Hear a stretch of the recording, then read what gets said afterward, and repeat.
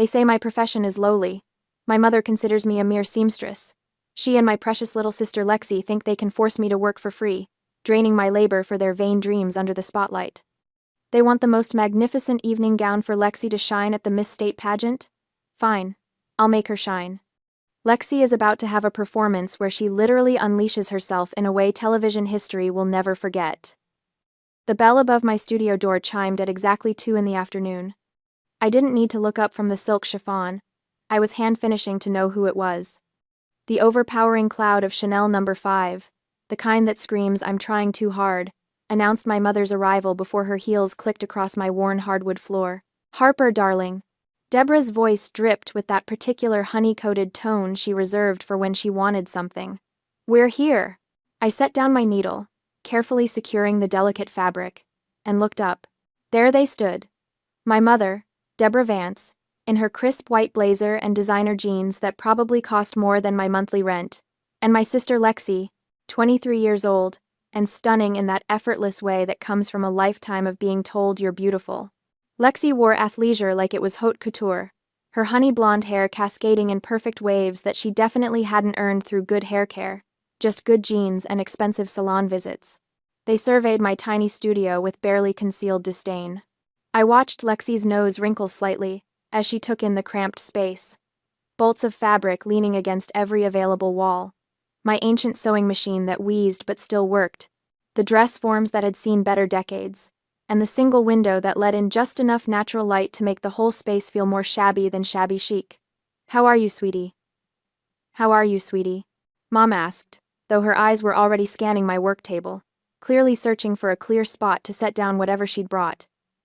"Busy," I replied, gesturing to the 3 dresses in various stages of completion hanging near my workspace. "I have Mrs. Patterson's daughter's prom dress due Friday, a bridesmaid alteration set for the weekend, and—" "That's wonderful that you're keeping busy," Mom interrupted smoothly, sliding an open fashion magazine onto the only clear corner of my work table. Her crimson manicured finger, fresh from the salon, no doubt pointed directly at the cover. "But look at this, sweetie. Look at the sophistication of this piece." I leaned forward despite myself. The gown on the cover was breathtaking. A Valentino masterpiece. Emerald green with intricate beadwork that probably took a team of artisans hundreds of hours to complete. The bodice was structured perfection, and the skirt flowed like water frozen mid-cascade. It was the kind of dress that graced red carpets and museum exhibitions. "This is exactly the level Lexi deserves," Mom continued, her voice taking on that familiar, controlling lilt that always made my stomach knot. "I don't want you to copy it exactly, that would be tacky. I just want Lexi's dress to be as grand and magnificent as this, if not more so. Emerald green, of course, for the Miss State pageant next month." She paused, letting the weight of her expectations settle over me like a heavy blanket. "And you will put your all into making this for her as a gift for entering the competition, okay? Your sister needs to be the most outstanding one there. A gift. Of course it would be a gift. Not a commission, not a paid project, a gift. As if my time, my skill, and my materials were just family favors to be dispensed at will." "Mom, I started, but Lexi cut me off with a dramatic sigh. "Oh, come on, Harper." She perched on the edge of my work table, right next to Mrs. Patterson's delicate silk, making me wince. "You can't seriously be thinking of saying no." "I have 3 paying clients," I said carefully, trying to keep my voice level. "People who have already put down deposits and are counting on me to—" "How are those rags you sew for common customers more important than my future?" Lexi's perfectly glossed lips formed a pretty pout that had probably won her a dozen pageant crowns. "You should feel honored to custom make a dress for the future Miss State. I'll advertise for you when I get there. Think of the exposure." The word rags hit me like a slap. I felt something crack inside my chest, a hairline fracture in whatever was left of my tolerance. But worse than Lexi's dismissiveness was the way that sentence, that specific, entitled, cruel sentence, pulled me backward through time like I was caught in a riptide. Suddenly, I wasn't 30 years old, standing in my cramped studio. I was 18, standing in front of the Bank of America on a sweltering August morning, holding a printed statement in hands that wouldn't stop shaking. Account balance, $0. The college fund my grandmother had set up for me, $50,000 carefully saved and invested over years, meant specifically for my education, had been completely emptied. Every single cent. Gone. I had been so excited that morning. I'd already been accepted to Parsons School of Design in New York. I'd spent months preparing my portfolio, working part-time at a dry cleaner to save extra money, dreaming of the life I'd build. My grandmother had made me promise, before she passed, that I would use that money to pursue my passion. "You have a gift, Harper," she'd told me, her wrinkled hands holding mine. "Don't let anyone convince you otherwise." But my mother was listed as a co-signer on the account. A formality, I'd thought. A safety measure. When I'd confronted her, Deborah had been in the kitchen, drinking iced tea and looking through a catalog of children's pageant costumes. Lexi, 12 years old at the time, had been practicing her walk in the living room, her little feet in kitten heels clicking across the floor. "Oh, honey, sit down," Mom had said, her voice so calm, so reasonable. "I can explain everything. You know your sister has a real shot at the regional title this year. We needed a new car. The old one was on its last legs, and how else was I supposed to drive Lexi to all her competitions? And the entry fees, the coaching, the outfits. These things add up." "But that was my college fund," I'd whispered, tears streaming down my face. "Grandma left that for me, for school.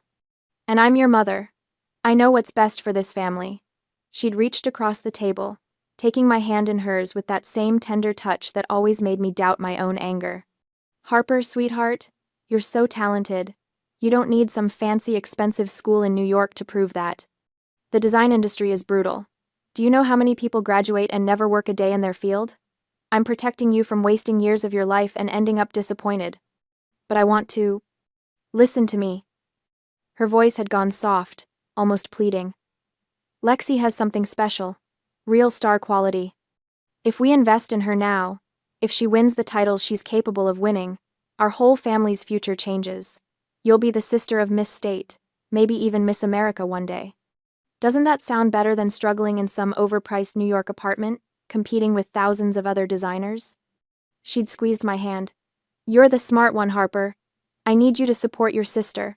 That's what family does. We lift each other up. And think of it this way, when Lexi succeeds, we all succeed. You'll benefit from her fame too." I'd been 18. I'd wanted so desperately to believe that my mother loved me, that she had my best interests at heart, that this sacrifice would somehow be worth it. So, I'd swallowed my dreams. I'd enrolled in community college instead, taking basic design courses, while working full-time. I'd taught myself advanced techniques through library books and online tutorials.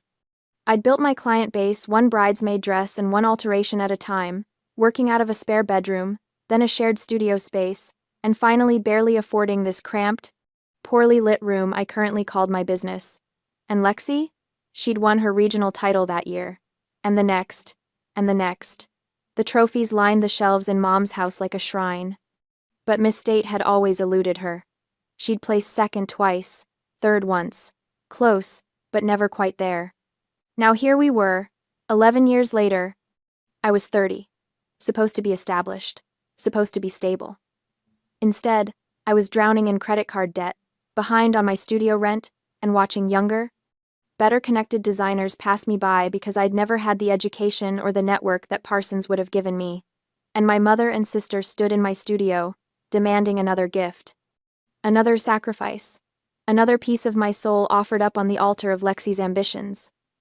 "Harper?" Mom's voice snapped me back to the present.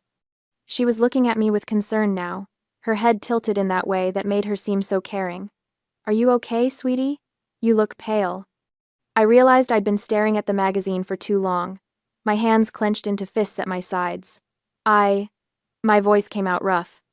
I cleared my throat. "I really don't have time. The pageant is in a month, and a dress like this would take..." "You'll make time." Lexi's voice had gone cold, her pageant smile vanishing. She stood up from the work table, crossing her arms. "I don't understand why you're being so difficult about this. I'm your sister. This is important to me." "Your paying clients are important too," I said weakly, hating how defensive I sounded. "Those people can wait. Or go somewhere else." Lexi flipped her hair over her shoulder. "If you don't finish the dress for me, don't bother being my sister anymore." The words landed like stones. I felt my breath catch. "Lexi!" Mom's voice held a gentle reproach, but there was something calculated in her expression. She turned to me, and suddenly her eyes were shining with unshed tears, a trick she'd perfected over the years. Don't be angry with her, Harper. She's just worried. This competition means everything to her. She's been preparing for months. Mom crossed the small space and took both my hands in hers. Her skin was soft, moisturized, warm. Her grip was tender. You will finish the dress on time, right? Her voice was barely above a whisper, intimate, like we were sharing a secret. I chose you to design the dress for her because I trust your skills. You're so talented, sweetheart. I know you can create something magnificent. There it was. The look, the tone, the particular combination of maternal affection and expectation that had been manipulating me for over a decade. My mother had never yelled at me, never called me names, never been overtly cruel. She'd just wrapped her demands in so much love and sweetness that refusing felt like betrayal. And despite everything, despite the stolen college fund, despite 11 years of watching my dreams shrink while Lexi's expanded, despite knowing with absolute certainty that this was wrong, I felt myself weakening. Because deep down, in a place I hated to acknowledge, I still wanted her approval. I still wanted to believe that maybe, this time, if I just did this one more thing, she'd really see me. Really value me, really love me the way she so obviously loved Lexi. I swallowed hard. I need to finish the orders for my current clients first. Of course. Mom's face lit up like I'd just handed her the moon. That's my responsible girl. How long do you need? 2 days, I heard myself say. Come back in 2 days. I'll take Lexi's measurements then, and we can discuss the design details. Perfect. Lexi's smile returned, bright and triumphant. See? I knew you'd come through. You always do. They left in a cloud of perfume and satisfied chatter, already discussing hair and makeup plans. The bell chimed as the door closed behind them, and suddenly my studio felt even smaller than before, the walls pressing in like I was being buried alive. I sank into my desk chair and stared at the magazine they'd left behind. The Valentino gown stared back at me, beautiful and impossible. My phone buzzed. A text from Mrs. Patterson. Just checking in. So excited to see the dress on Friday. I looked at the half-finished prom dress hanging near my machine, the bridesmaid alterations waiting in garment bags, the dinner dress I'd promised to a regular client for next week, and I resolved to finish every single stitch within the next 48 hours. I would sacrifice my sleep to clear my schedule for Lexi, but I refused to let my paying clients suffer just because my family had come first. Again. Always. 2 days felt like 2 minutes. I'd worked myself to exhaustion, finishing Mrs. Patterson's daughter's prom dress at 3 in the morning, subsisting on cold coffee and the kind of determination that comes from pure spite. The bridesmaid alterations were done. The dinner dress was hemmed. Every paying client had their order ready or nearly complete. I told myself it was professionalism. Really, it was the last shred of dignity I was clinging to. If I was going to sacrifice my time and energy for free, at least I wouldn't fail my actual clients in the process. When the bell chimed at exactly 2 o'clock on Thursday afternoon, I was ready. Sort of. I'd cleared my main work table, set out my measuring tape, and even made a pot of decent coffee, though I doubted my mother and sister would touch it. Harper. Mom breezed in wearing a different designer outfit, this time a flowing floral blouse. Lexi followed, glued to her phone, thumbs flying across the screen.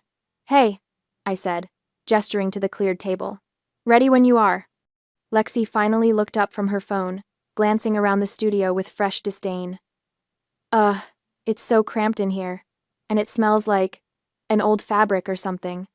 It smells like work, I replied flatly. Should we get started with measurements? Yes, let's. Mom clapped her hands together. Lexi, honey, stand over here. Harper, you'll need to get every measurement perfect. This dress has to fit like it was painted on. Lexi stood like a mannequin, occasionally checking her phone when she thought I wasn't looking. Mom hovered, offering commentary that ranged from obvious to irritating. Make sure the waist is cinched tight, really tight. The neckline should be low but tasteful, you know? And the back, the back needs to be dramatic. Everyone remembers a dramatic back. I wrote everything down in my notebook, the same leather-bound notebook I'd been using since high school. It was battered now, filled with sketches and measurements and notes from hundreds of clients over the years. a habit of meticulous documentation that had served me well. I need to grab another notebook from my car, I said, setting down my pen. I left my design notebook out there this morning. I'll just be a minute. Sure, Mom said, already pulling up photos on her phone to show Lexi. We'll be here. I headed out the door and down the narrow staircase to the street where I'd parked. The afternoon sun was bright, almost aggressive. I found my notebook wedged between the passenger seat and the center console, grabbed it, and headed back up. The studio door was slightly ajar. I'd left it that way for the breeze. As I reached the top of the stairs, I heard Lexi's voice, clear as crystal, and absolutely dripping with disdain. I can't stand it. Her tone was petulant, whiny. Just because you spent all the money prepared for this pageant on filler injections, now I don't have enough money to hire a famous designer and have to hole up in this tiny, pathetic studio. I froze, one hand on the doorframe. Don't worry, Mom's voice replied, and something in her tone made my blood run cold. It was sweet, so sweet, but with an edge underneath that I'd never heard before. We'll say it's a design by an anonymous French designer. No one will know it was sewn by that failure. Failure. The word hit me like a physical blow. I have to look beautiful for the interviews too. Mom continued, if you're the beauty queen, I'll be appearing in the same frame. After all, those fillers were an investment in both our futures. Lexi laughed, high and cruel. Can you imagine if people knew Harper made this? It would be so embarrassing. She's so basic, so ordinary. Well, she has her uses, Mom said. She's always been eager to please. That's why I raised her that way. Someone has to be the worker bee while you're the queen, darling. I stood at the threshold, notebook clutched in my hand, and felt something inside me shatter completely. Not crack shatter. Like a window struck by a stone, spiderwebbing into 1,000 irreparable pieces. 11 years. 11 years of swallowing my resentment, of telling myself that family came first, that my mother loved me in her own way, that my sacrifices mattered. 11 years of believing that if I just tried hard enough, gave enough, worked enough, I'd earn the same affection she showered on Lexi. But I'd never had it. I'd never even been close. I was useful. That's all I'd ever been. A tool. A resource to be exploited. A failure who could at least sew. Something shifted inside me, something fundamental and irreversible. It felt like waking up from a dream, or maybe like surfacing from underwater after being held down too long. Clarity, cold and sharp as a blade. My sacrifice was not a duty, it was stupidity. And I was done being stupid. I took a breath, straightened my shoulders, and forced my face into a neutral expression. Then I pushed the door open a little wider, making sure it creaked, and walked in with my eyes on my notebook like I'd been reading it the whole time. Found it, I said brightly. Sorry about that. I'm so scattered lately. Lexi and Mom had jumped apart slightly, their expressions shifting with practiced ease into something natural and warm. If I hadn't heard what I'd just heard, I might have believed they'd been discussing nail polish colors or something equally benign. No problem, sweetie, Mom said, her smile perfect. We were just talking about how excited we are to see what you create. Absolutely, Lexi chimed in. I know you're going to make me something amazing. I smiled back. It felt like my face might crack from the effort. I'll do my best. We spent another 30 minutes going over Lexi's vision for the dress. She wanted drama, she wanted glamour, she wanted something that would make the judges weep. She showed me a dozen reference photos, all from designers whose assistants made more in a month than I'd made in the past year. Emerald green, definitely, she said. It brings out my eyes. Beading on the bodice, Mom added. Lots of sparkle. And the skirt needs to move beautifully. Like, flowing and romantic, but also structured enough to photograph well. I wrote it all down, nodding in all the right places, asking all the right questions, playing the part of the devoted sister, the reliable seamstress, the family workhorse. When they finally left, Lexi gave me an air kiss near my cheek. You're the best, Harper. I don't know what I'd do without you. Mom squeezed my hand. This is going to be wonderful. I just know it. The door closed. The bell chimed, and I stood in the middle of my studio, surrounded by fabric and thread and the ghosts of every dream I'd deferred, feeling nothing at all. Then I pulled out my phone. My fingers hovered over the text app, But typing felt too passive for the rage vibrating under my skin. I needed to hear a human voice. I hit the speed dial for O'Brien.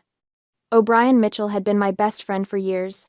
We'd actually met through a community for textile and fashion enthusiasts, a collective of fabric geeks who cared more about fiber content than current trends. I had posted a complex question about the structural integrity of bias-cut silk, and O'Brien was the only one who replied with a detailed engineering analysis, rather than a guess. We decided to meet for coffee to continue the debate, stayed until the shop closed arguing about weave patterns, and had been inseparable ever since. Most people thought we were dating. We'd never been anything but friends, but we had that rare kind of friendship that felt like family, the kind you choose, not the kind you're stuck with. O'Brien was brilliant. Genuinely, objectively brilliant. He worked for a major sportswear corporation now, doing research and development on performance fabrics. He'd tried, many times over the years, to get me to apply for positions at his company. "You're better than this," he'd say, gesturing at my cramped studio. "You should be designing for real brands, Harper. You have the talent." But I'd always been too afraid, too convinced I wasn't good enough. What an idiot I'd been. He picked up on the second ring. "Harper? Everything okay?" "No," I said, my voice shaking. "No, O'Brien, it's not." And then I told him. Everything. I paced the length of my tiny studio, clutching the phone like a lifeline, and poured it all out: the demand for the dress, the anonymous French designer scheme, and the conversation I'd overheard on the stairs. When I got to the part about my mother calling me a failure, my voice cracked. There was a long silence on the other end. Then, O'Brien's voice came through, low and dangerous. "That failure comment. Harper, you know that's garbage, right? You're one of the most talented designers I've ever met." "Doesn't matter," I said, wiping a tear from my cheek with the back of my hand. "What matters is that I've been an idiot for 11 years, and I'm done." Done how? I stopped pacing and looked at the dress form standing in the corner. I'm going to make the dress. I'm going to make it perfect. And I'm going to make sure my sister never forgets the favor I did her. I want to create something so beautiful that when it all falls apart, no one can say I didn't give it my absolute best. "Falls apart," O'Brien repeated slowly. "Literally?" "Ideally." I could practically hear his engineer's brain shifting gears, the click and whir of calculation replacing his anger. After a moment, he spoke again, his tone sharp with a new idea. "I might have something that could help," he said. "What is it?" "Better if I show you. I need a week." "A week?" "Trust me, Harper. It'll be worth the wait." "Meet me next Saturday? The usual place?" "I'll be there," I said. The following Saturday morning arrived gray and drizzly. I met O'Brien at our favorite cafe, a tiny place called Brewed Awakening, that served genuinely good coffee and made the best blueberry scones in the state. He was already there when I arrived, sitting at our usual corner table with 2 large coffees and a scone he'd split in half. O'Brien was the kind of handsome that snuck up on you, not flashy like the guys Lexi dated, but solid and real, with warm brown eyes and the kind of steady presence that made you feel safe. "You look terrible," he said by way of greeting, pushing a coffee toward me. "Thanks. You're a real charmer." I took a long sip of the hot coffee, letting the caffeine settle my nerves. "So? Do you have it?" O'Brien reached into his bag and set a small package wrapped in plain paper on the table between us. He unwrapped it to reveal a small spool of thread preserved in an airtight container. To the untrained eye, it looked like standard polyester, the kind you could grab at any Jo-Ann Fabrics for $3. But I knew O'Brien better than that.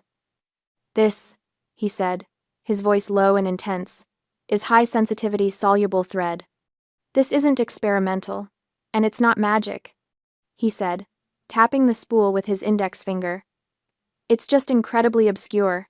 It's a specific type of industrial vanishing basting thread." I leaned forward, studying the innocent-looking spool. Soluble like, dissolving in water? O'Brien's grin widened, sharp and knowing.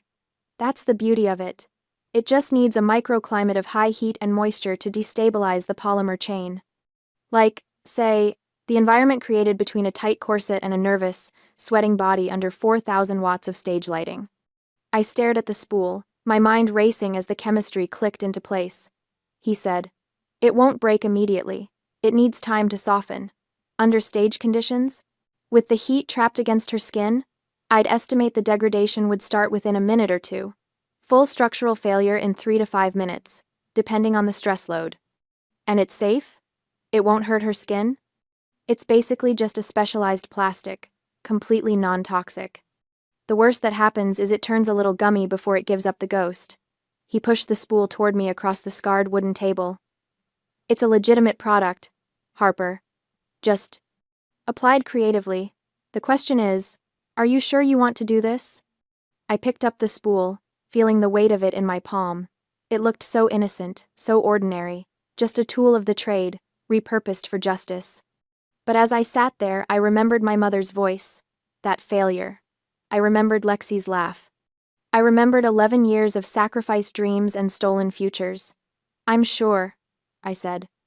O'Brien nodded slowly, a look of grim satisfaction on his face.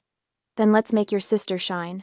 The first night after O'Brien handed me that spool of high-sensitivity soluble thread, I didn't sleep. I sat at my drafting table under the harsh fluorescent light, sketching and re-sketching until my hand cramped and my vision blurred.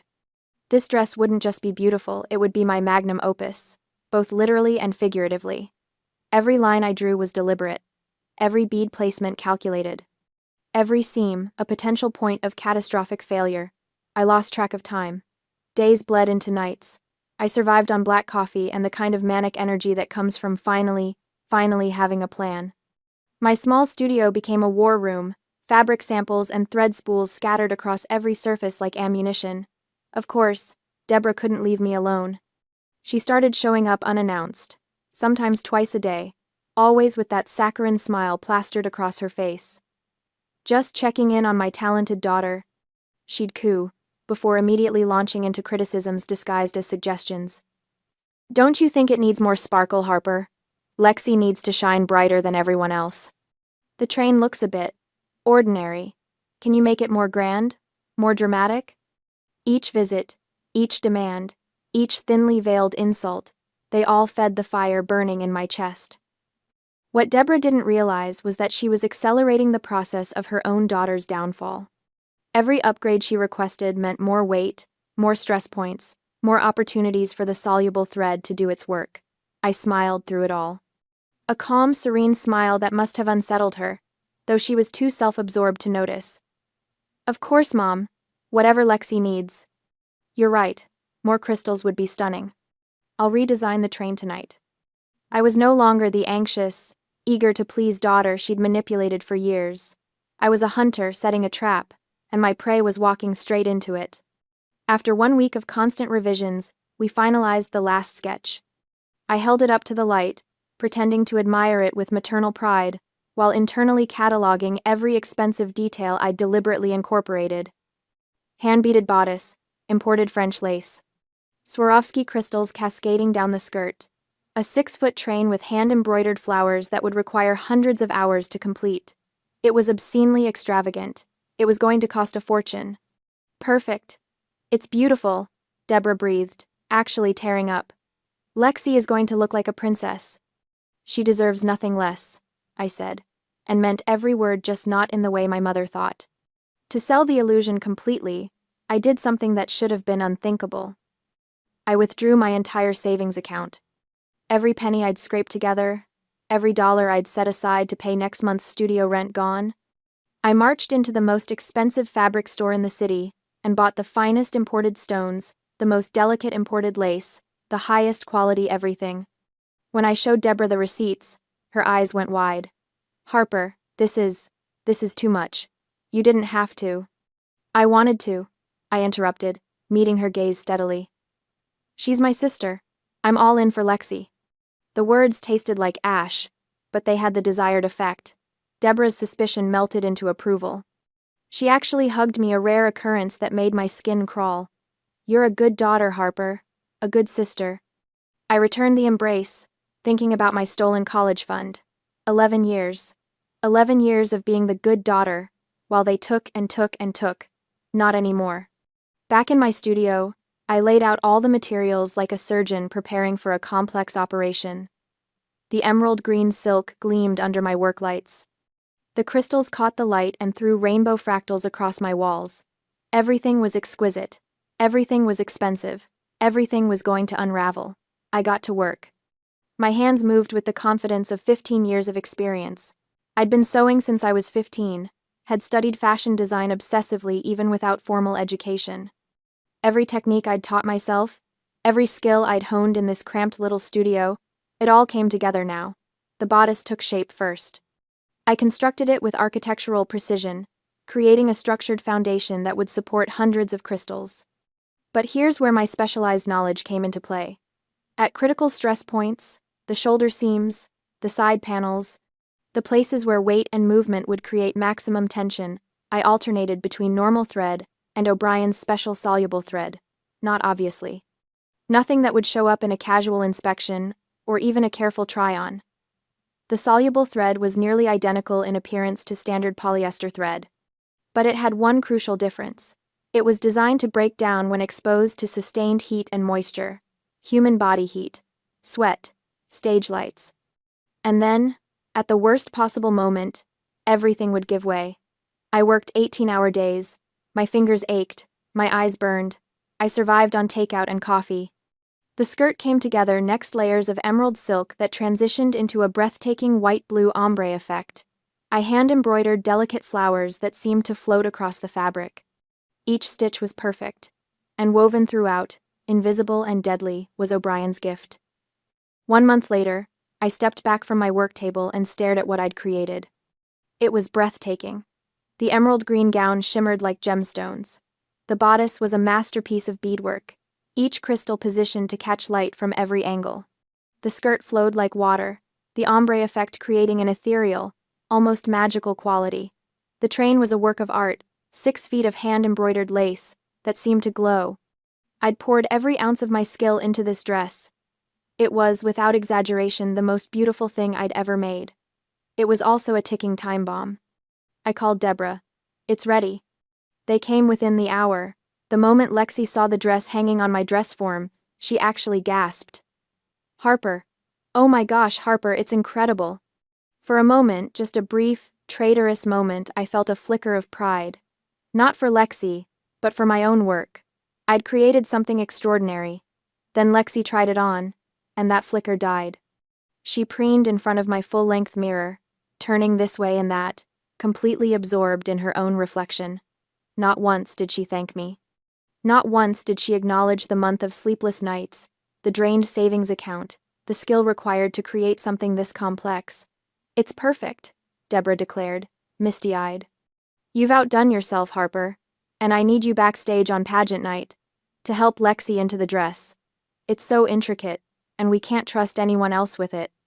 Even if my mother hadn't asked, I would have found an excuse to serve as Lexi's wardrobe assistant that day. That was the critical moment I needed to be the one to dress her, to ensure that every seam sat exactly as intended, that nothing was disturbed or detected before she walked onto that stage. I met her eyes and smiled. "Of course, Mom. I wouldn't miss it for the world." After they left, I slumped in my chair and stared at my empty bank account on my phone screen. I was broke. Completely, utterly broke. Rent was due in 2 weeks, and I had nothing. My phone buzzed. A text from O'Brien. "How's the masterpiece coming?" "It's done," I typed back. "Everything changes. That's my girl. The wolf is ready to hunt." I looked at the dress. In the dim light of my studio, the emerald silk seemed to pulse with malevolent life. Yes. The wolf was ready. And the lamb had no idea what was coming. The night of the Miss State pageant arrived like an execution date I'd been counting down to for weeks.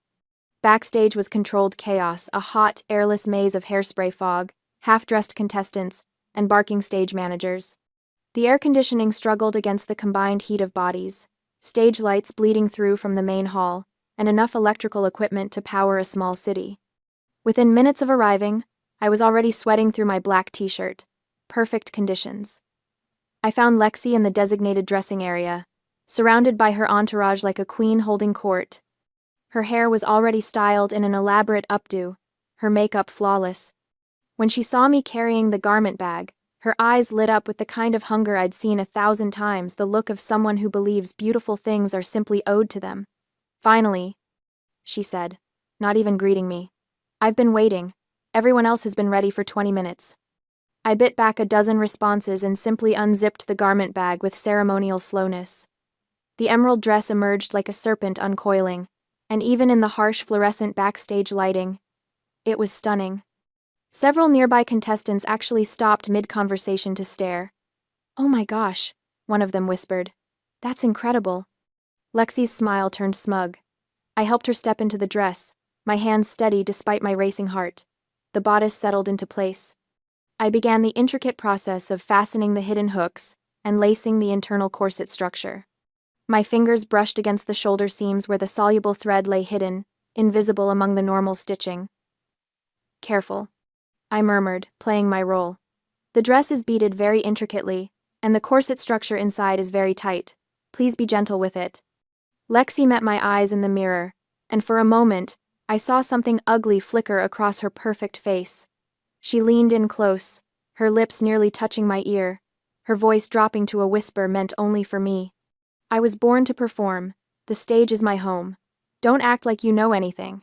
Why would a nameless seamstress want to teach Lexi how to shine?" The words were designed to cut, and they did, but not in the way she intended. They didn't wound me, they crystallized my resolve into something diamond hard. I stepped back, expression neutral. "Break a leg out there, sis." Before Lexi could respond, Deborah appeared at her elbow, eyes sharp. "Harper, move along, find somewhere out of the way to wait." As I turned to leave, I caught sight of what had prompted Deborah's urgency. Two people with press badges were weaving through the backstage crowd, heading straight for Lexi. One carried a professional camera, the other held up a phone live streaming, from the looks of it. Of course. The dress was too spectacular not to attract attention. I melted into the shadows behind a rack of costume changes, close enough to watch but far enough to be forgotten. Classic invisibility, a skill I'd perfected over 30 years. The reporter, a blonde woman in a crisp pantsuit, positioned herself in front of Lexi with the ease of someone who'd done 1,000 of these interviews. "We're here with contestant number 17, Lexi Vance, who is absolutely stunning in this incredible gown. Lexi, can you tell us about your dress? It's unlike anything we've seen tonight." Lexi's pageant smile clicked into place, bright, warm, utterly fake. "Thank you so much. Yes, this dress is very special to me. It's actually a gift from an anonymous designer in Paris." She touched the beaded bodice delicately, reverently. "He said that only my beauty was worthy of wearing his creation." My jaw clenched so hard I heard my teeth grind. An anonymous Parisian designer? The reporter's eyes sparkled with interest. How mysterious. How did this come about? "I can't share all the details," Lexi said with a conspiratorial smile. "But let's just say that when you're dedicated to your craft and you shine brightly enough, the right people notice." He reached out to my team and insisted on creating something custom for tonight. The reporter ate it up. "It's absolutely breathtaking. The craftsmanship is extraordinary. The beading alone must have taken hundreds of hours."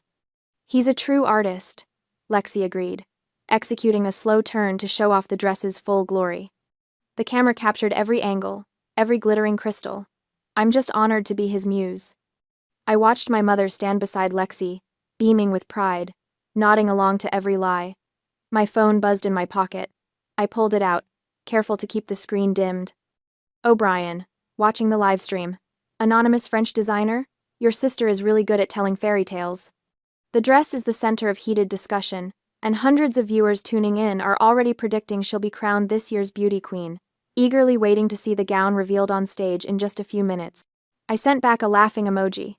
He was probably at home right now, feet up, beer in hand, watching the drama unfold in real time. He'd played a crucial role in this revenge, and he knew it. We'd discussed the timeline endlessly, how long the thread would take to break down under optimal conditions, what optimal even meant in this context. Heat, sweat, movement, pressure. All the things a nervous pageant contestant under stage lights would generate in abundance. I glanced at my watch. 7:47 p.m. The pageant was scheduled to start at 8, with Lexi performing in the middle group probably around 8:30 or 8:45. The stage lights would need time to work their magic. Body temperature would need to rise. Sweat would need to saturate the internal lining.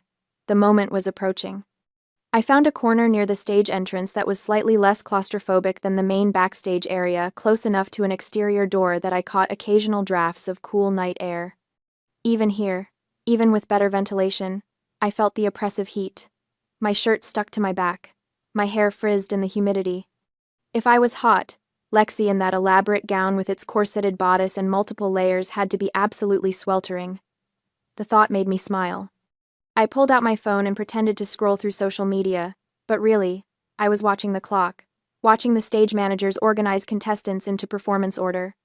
Watching Lexi get increasingly flushed as she stood under the backstage lights in dozens of pounds of silk and crystals. At 8:20, a stage manager with a clipboard and a headset approached Lexi's group. "Middle group, you're up in 15 minutes. Start making your way to stage right entrance." Lexi's hand fluttered to her throat. Even from my distant corner, I could see the anxiety in her posture. This was the biggest moment of her pageant career, the performance she'd been building toward for years. She reached for a bottle of water, but Deborah intercepted her hand. "No, you'll ruin your lipstick, and we don't have time to fix it." Lexi nodded, swallowing hard. The dress glittered under the lights, looking more magnificent with every passing minute. Several contestants openly stared at it with expressions of envy and resignation. They knew they were competing against something extraordinary. If only they knew. At 8:32, the lights in the backstage area dimmed slightly. On the other side of the curtain, I heard the muffled roar of applause. The opening group had finished. In the brief pause before the middle group took the stage, I heard the MC's voice boom over the sound system. "Ladies and gentlemen, prepare to be dazzled by our next group of talented contestants."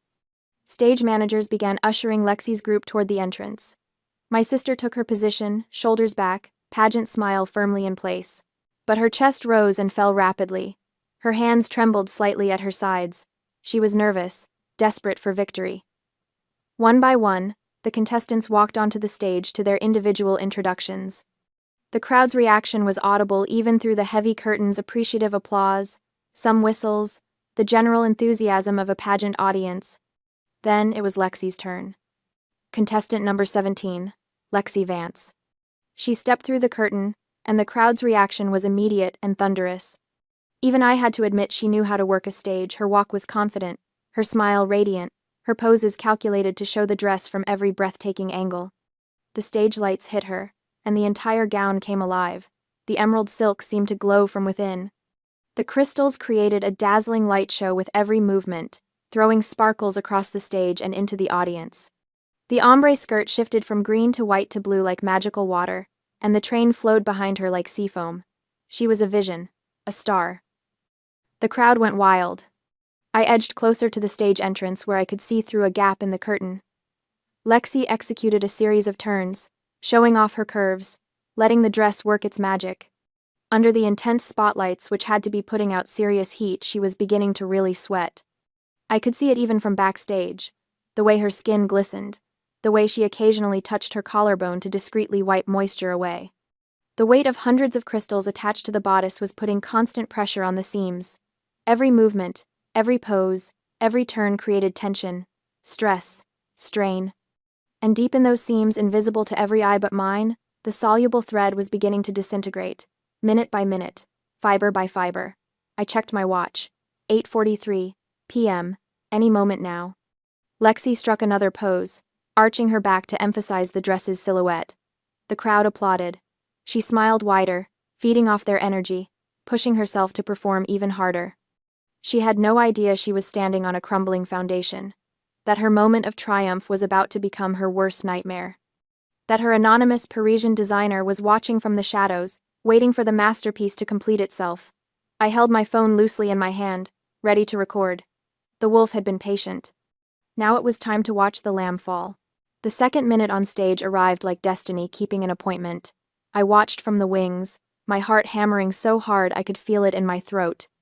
Lexi executed her choreographed turn, the one she'd practiced 100 times in our mother's living room, and the emerald fabric caught the light like liquid fire.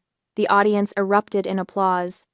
The spotlights bore down on her, each lamp adding another degree of heat to the chemical equation I'd engineered.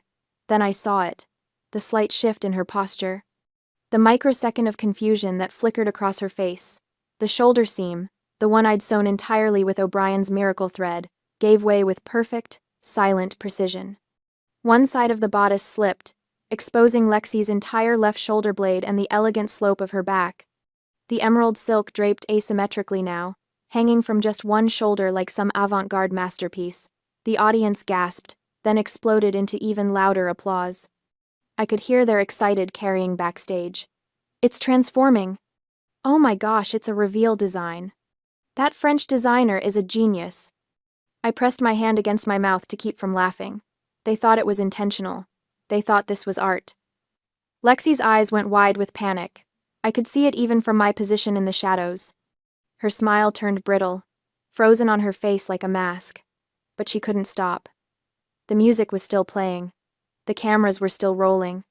Thousands of people were watching the live stream. She had to keep moving, keep smiling, keep pretending this was all part of the plan. The cheering grew louder, more enthusiastic. The judges were leaning forward in their seats, scribbling notes. Sébastien Laurent, the CEO of the luxury fashion brand sponsoring the entire pageant, sat in the front row with an unreadable expression on his distinguished face. Lexi executed final twirl. The emerald train swirling around her legs like ocean waves. Her body temperature had risen. Her nervous sweat had saturated the carefully weakened seams. Every stitch I'd placed with surgical precision had now completed its chemical mission, and the sweat beginning to bead on her collarbone. The stage lights were doing their job beautifully. Heat and moisture the perfect catalyst. The another bodice gave way all at once. The entire top half of the dress, that masterpiece I'd spent a month creating, that work of art that had consumed my savings and my sleep, slid down her torso like melting ice cream. It caught at her hips, the train pooling around her feet in a treacherous pile of emerald silk. Lexi's scream cut through the applause like a knife. Her hands flew up instinctively, one arm across her chest, the other grasping desperately at the falling fabric. But the dress was already gone, collapsed around her ankles in a gorgeous, ruinous heap.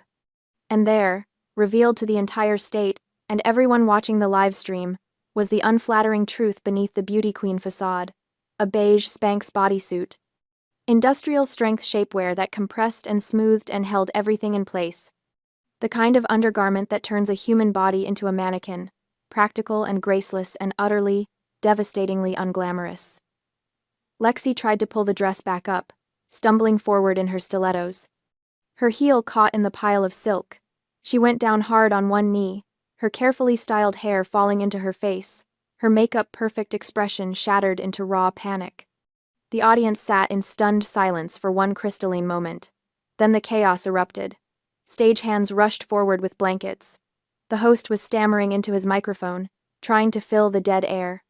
The music cut off abruptly, leaving only the sound of Lexi's sobbing and the clicking of 1,000 phone cameras.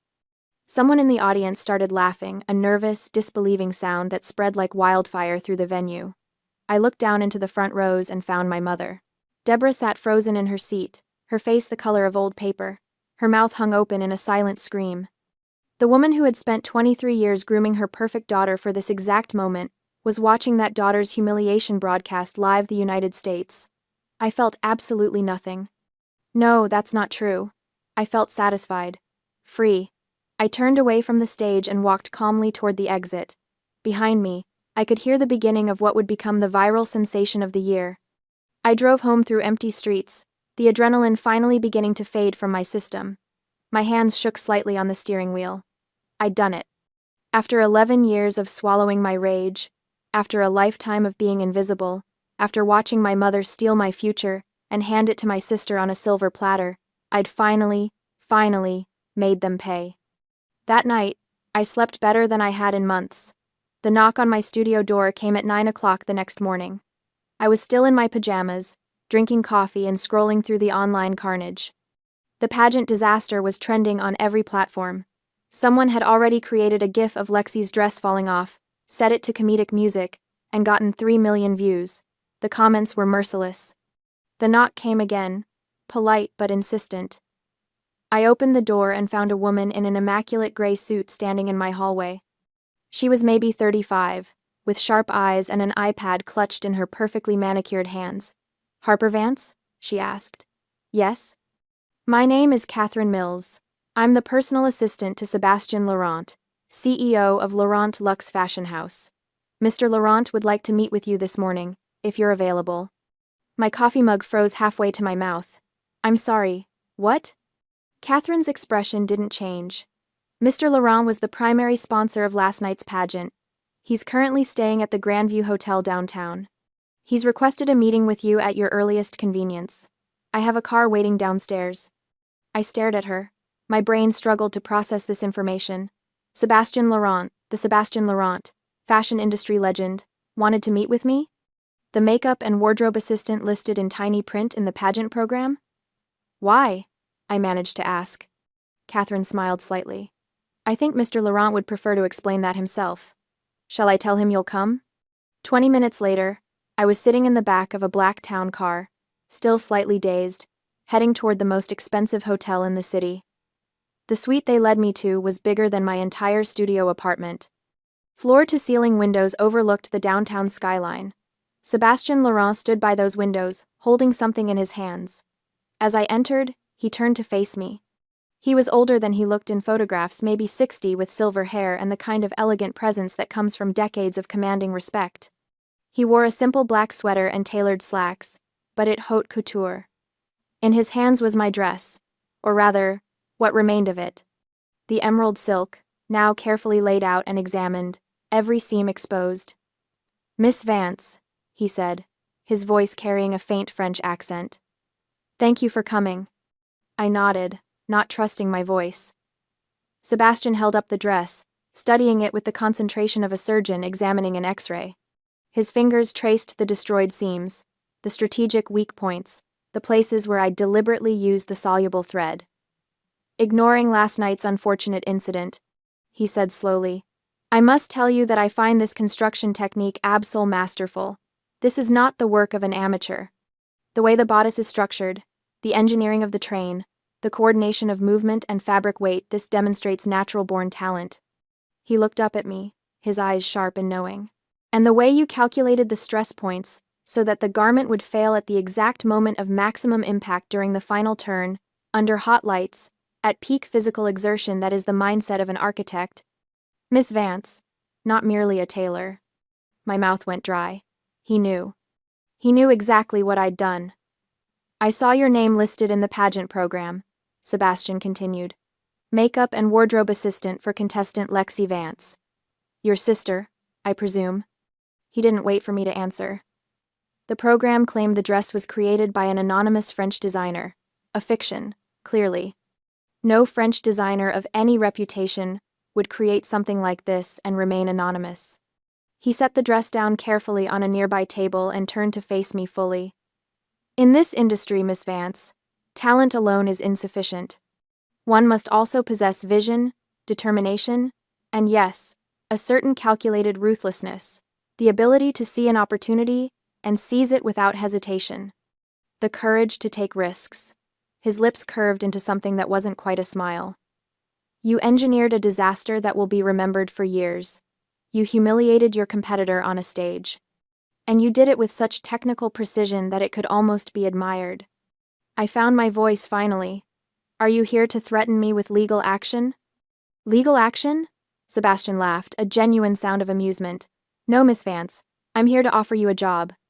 The room tilted slightly. I'm sorry? You heard me correctly. I want you to join Laurent Luxe as a senior design assistant. Full salary, full benefits, and we will cover your tuition at any fashion academy you wish to attend. New York, Paris, Milan, your choice. You have raw talent that needs refinement, but the foundation is extraordinary. I sat down heavily in the nearest chair. I destroyed your pageant. You destroyed a beauty queen who lied about her dress designer, Sebastien corrected. You exposed fraud and pretension. In my world, Miss Vance, authenticity is everything. Your sister claimed credit for work she didn't do and expertise she doesn't possess. That kind of dishonesty is poison to the industry. He moved to the window, looking out over the city. You, on the other hand, demonstrated genuine skill and the kind of bold, strategic thinking I value. You're a little wolf, Miss Vance, and I respect that. I couldn't speak, couldn't think. This wasn't how revenge was supposed to work. I was supposed to destroy my sister and then disappear back into obscurity. I wasn't supposed to be discovered. Rewarded. Think about it, Sebastian said, pulling a business card from his pocket and setting it on the table beside the ruined dress. My offer stands for 48 hours. After that, I'll assume you're not interested. He walked toward the door, then paused. For what it's worth, Miss Vance, I understand family betrayal. I understand what it means to be overlooked and underestimated. What you did last night was not kind, but it was honest, and in the end, honesty is what survives. Then he was gone, leaving me alone with my destroyed masterpiece and an impossible future suddenly within reach. The video went viral within 12 hours. By the time I left Sébastien Laurent's hotel suite, Beauty Queen wardrobe malfunction was trending on every social media platform in North America. Someone had edited the footage to show Lexi's confident walk, the dress transformation, and then the catastrophic failure all set to circus music. It had been shared 40 million times. The comments were savage. This is what happens when you fake everything for the camera. That Spanx reveal, though. I'm deceased. Lexi tried to defend herself on Instagram, posting a tearful video claiming she'd been deceived by someone claiming to be a French designer and that she was just as much a victim as anyone, but the internet was merciless. Every comment section filled with variations of the same message. Stop lying. Just stop. Imagine lying about having a French designer, and then this happens. Karma is undefeated. The pageant mom forums, where Deborah had been a prolific poster for years, turned against her. Other mothers who'd watched her brag about Lexi's success and dismiss other girls' accomplishments suddenly felt vindicated. Someone dug up old posts where Deborah had mocked contestants who wore obviously homemade dresses. The hypocrisy was delicious. The pageant mom forums, where Deborah had been a prolific poster for years, turned against her. Other mothers who'd watched her brag about Lexi's success and dismiss other girls' accomplishments suddenly felt vindicated. Someone dug up old posts where Deborah had mocked contestants who wore obviously homemade dresses. The hypocrisy was delicious. I sat in my studio that afternoon, scrolling through the carnage with my coffee going cold beside me. Lexi's Instagram had been flooded with mocking comments. Someone had created a fake account called The Anonymous French Designer that was posting memes about the incident. The pageant organization had released a carefully worded statement expressing sympathy while subtly distancing themselves from Lexi's misrepresentation of her design team. My phone rang. My mother's number appeared on the screen. I let it go to voicemail. It rang again, and again, and again. Finally, I picked up. What? Harper. Deborah's voice was shrill, barely controlled. What did you do? I made a dress, I said calmly. Exactly like Lexi asked me to. Don't play games with me. That dress fell apart on purpose. You sabotaged your own sister. Did I? I took a sip of my coffee. That's a serious accusation, Mother. Do you have any proof? Silence on the other end. Because of course she didn't. The dress was gone, confiscated by Sébastien Laurent. Any investigation would be impossible. And even if they could prove sabotage, what were they going to do? Sue me? Expose to the world that the anonymous French designer was actually Lexi's struggling seamstress sister, who they'd treated like garbage for decades? You're a monster, Deborah whispered. No, I said quietly. I'm just done being your victim. Don't call me again. I hung up and blocked both their numbers. Then I called Sebastian and said I accepted the job offer. Within a week, the full story began to emerge. Some enterprising journalist had done actual investigative work and discovered that no French designer had been involved in creating Lexi's dress. They'd tracked down the pageant's registration paperwork and found my name listed as wardrobe assistant. They'd interviewed other contestants who confirmed that I'd been backstage working. The narrative shifted from unfortunate wardrobe malfunction to beauty queen caught in elaborate lie. Lexi withdrew from the pageant circuit entirely. Her Instagram, once full of sponsored posts and beauty shots, went dark. Deborah stopped posting on social media altogether. I felt nothing but relief. The check from Laurent Luxe arrived on Monday. My signing bonus enough to cover 3 months of rent and living expenses while I transitioned into my new role. Catherine Mills called the next day with details about my enrollment at the Fashion Institute. Full tuition, covered, a stipend for materials and supplies, access to workshops and master classes with industry professionals. Mr. Laurent doesn't invest in people lightly, Catherine told me. He sees something in you. Don't waste this opportunity. I had no intention of wasting anything ever again. O'Brien took me out for celebratory drinks when I told him the news. We sat in our usual dive bar, the one with sticky floors and a jukebox that only played country music, and he raised his beer in a toast. To the wolf, he said, grinning. I knew you had it in you. I couldn't have done it without your magic. 3 had something they didn't. Hunger, desperation, a bone-deep need to prove that I deserved to be there. My technical skills improved rapidly under professional instruction. Sebastian occasionally stopped by the studio to review my work, offering critiques that were harsh but always fair. I learned to trust, to take risks, to create beauty without armor.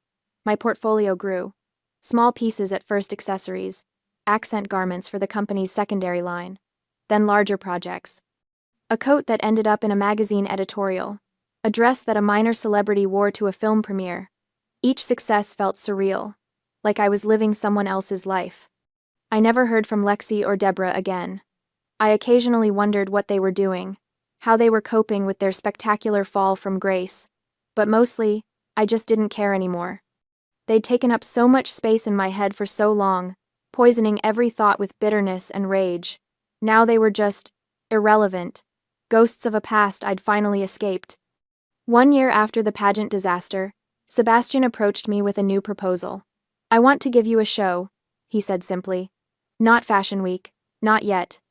But a smaller showcase, invitation only, featuring emerging designers from the Laurent Luxe Development Program. You'll have creative control over 6 pieces. A capsule collection representing your vision. I said yes before he finished explaining the details. The night of the showcase arrived in early autumn. The venue was an industrial warehouse space that had been transformed with lighting and minimal decoration, letting the clothes be the focus. The guest list was small but influential. Fashion editors, boutique buyers, industry insiders who could make or break emerging careers. I stood backstage, watching my models line up. 6 pieces. 6 different interpretations of strength and vulnerability. Nothing emerald green. I deliberately avoided that color forever. Instead, deep burgundies and midnight blues, architectural cuts softened with flowing elements, garments that were both armor and art. My hands shook slightly as I checked the final details. A seam here, a hemline there. Everything was perfect. Everything was honest. The lights dimmed in the main space. Music began, something instrumental and modern that I'd spent weeks selecting. The first model walked. I watched from the wings as my collection moved down the runway. Each piece represented something I'd learned this year. Technical skill, artistic courage, the confidence to trust my instincts. The audience watched in attentive silence, and I couldn't tell if that was good or terrifying. The final model walked. The music faded. Applause filled the space, genuine, enthusiastic applause. Catherine appeared at my elbow. You're supposed to take your bow, she whispered. Right. I'd forgotten that part. I walked out onto the runway on shaking legs, my heart pounding so hard I thought everyone could hear it. The lights were blinding. I couldn't see faces, just shapes and shadows and the occasional flash of a phone camera. Then my eyes adjusted, and I found the front row. Sebastian sat there with his usual composed expression, but his eyes were warm as he applauded. Next to him, O'Brien pumped his fist in the air like we were at a football game instead of a fashion showcase. Several editors were taking notes. A woman I recognized from a major fashion blog was already typing on her phone. I took a deep breath, looking out at the room full of strangers who'd come to see my work. Not my sister's work. Not some anonymous French designer's work. Mine. This was my place. These people, this work, this moment, this was home.